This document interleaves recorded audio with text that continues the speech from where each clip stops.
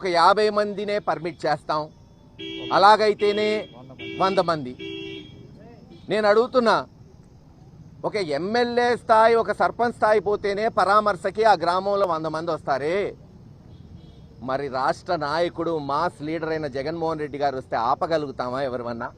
అయినా మేము మాట ఇచ్చాం అందరూ నాయకులు సార్, వాస్తవంగా మేము అందరూ కార్యకర్తలు రావాలి, జగన్మోహన్ రెడ్డి గారిని చూడాలి అంటున్నారు.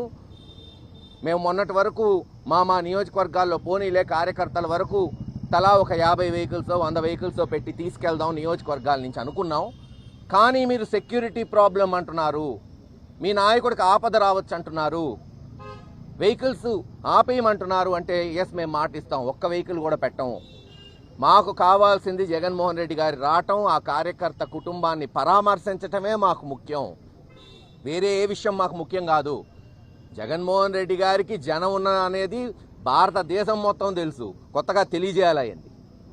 ఎక్కడ మేము సమీకరణ చెయ్యము, స్వచ్ఛందంగా కేవలం మేము కూడా ఆయనతో పాటు ఆయన వెనకాల నడుచుకుంటూ పోయి పరామర్శిస్తాం అని చెప్పాం. వారు ఆలోచించుకొని చెప్తామన్నారు. ఖచ్చితంగా పర్మిషన్ ఇవ్వాలి.